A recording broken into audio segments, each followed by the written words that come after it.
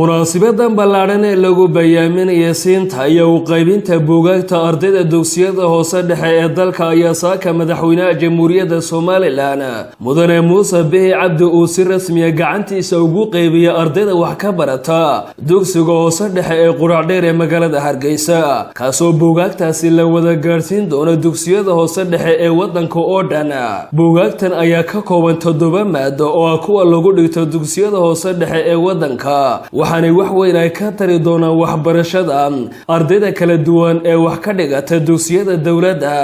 waxaana ay ka mid tahay barnaamijyada xukuumadda madaxweyne Muuse Bihi Cabdi ay kor ugu qaadayso aqoonta ubaxa dalka u soo kacaya ee aan awoodda u lahayn in ay iibsadaan buugaagta noocan oo kale ah. wasiir ku-xigeenka wasaaradda waxbarashada iyo sayniska ee Soomaaliland mudane Maxamed Daahir iyo agaasimaha guud ee wasaaradda waxbarashada Axmed Abukar oo halkaasi ka hadlay ayaa sharxay dadaalada wasaaradda waxbarashada ee Soomaaliland. buugaagtan waxay ka kala kooban yihiin 7 buug Soomaali, Arabic, English, xisaab, saynis, cilmi bulsho iyo maxayday diin. buugaagtaas madaxweyne maxayday koobsanayaan waana dadaalkii aad waxbarashada maxayday la garab istaagtay ee adigu maxayday ka hawl gashay sidii buugaagta loo soo iibin lahaa ardaydana qof waliba maxayday buugaagta u heli lahaa maxayday hab bilaasha waan madaxweyne waan kugu hambalyeynaa wasaaradda waxbarashadana hawshaasi maxay ahayd qayb weyn ayay horumarinta cilmiga ka tahay si loo dhiirigeliyo ardayda iskuulada dawladda uu iibiyay markaa buugaagtii dugsiyada hoose dhexe madaxweyne maanta iskuulkan Quraacdheer waxaan u qaybinaynaa fasalada 8aad baa aad u qaybinaysaa kadibna inta kale wasaaradda u qaybinaysaa wadanka oo dhan buugaagta waa la wada gaarsiinaya. wasiirka wasaaradda waxbarashada iyo sayniska ee Soomaaliland mudane Cismaan Jaamac Aadan oo halkaasi ka hadlay ayaa waxa uu tilmaamay in maanta ay wasaaradda waxbarashada iyo qarankaba ay farxad weyn u tahay. waxa weeyaan talaabada u horeysay ee lagu hagaajinayo lagu toosinayo waxbarashada dugsiyada dawliga ah madaxweynaha dadaalkaasi sameeyay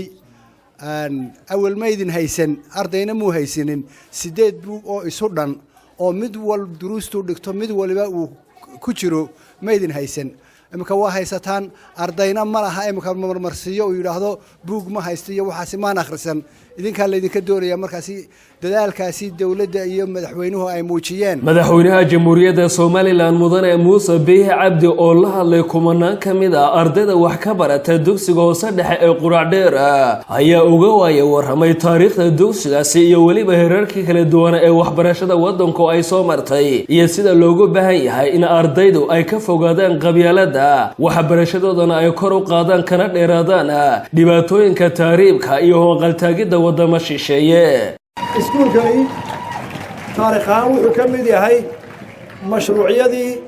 markii ingiriisku dalka uu doonayay inuu ka tago ee xorriyaddu bilaabatay dhaqdhaqaaqeedu dhowrkii iskuulaha Hargeysa lagu daray buu ka mid ahaa. beritaa aabbiyo hooyo noqonaysaan beritaa noqonaysaan professorro beritaa noqonaysaan macallimiin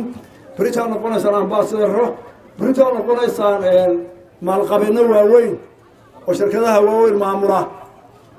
mar haddii mustaqbalka aad leedihiin xaq waxaa u leedihiin in laydin siiyo tacliim wanaagsan iyo nolol wanaagsan. waajib bay ku tahay waalidka iyo dawladda iyo tujaarta iyo dhakhaatiirtaba inay idinka daryeelaan waayo mustaqbalka dalku waa dadka. daar la dhiso iyo laamiyada iyo qurux la beero waxa ugu weyn ee la maalgelinayaa waa mustaqbalka iyo da'yarta iyo dadka. waxaanu doonaynaa da'diidani inaad ka duwanaataan da'da maanta nool da'dayadan inaad ka fiicnaataan baanu doonaynaa dhinac walba inaad caafimaad ka wanaagsan heshaankaanu helay inaad tacliim ka wanaagsan heshaankaanu helay inaad dhaqaale ka wanaagsan heshaankaanu helay in dawlad ka wanaagsan ah heshaan dawladahaanu soo marray in magaaladiinu ka wanaagsanaataan siday maanta tahay ayaynu doonaynaa oonu ku hamoonaynaa idinkana waxaanu doonaynaa inaad maskaxdaasoo kala qaataan. madaxweynaha jamhuuriyadda Soomaaliland ayaa ardayda kula dardaarmay in aqoontooda ay xoojiyaan xukuumaddiisuna ay la barbar taagan tahay inay u samayso waxbarasho tayo leh ardaydana laga doonayo dadaal. waa nagu ceeb qaran ahaan iyo ummad ahaan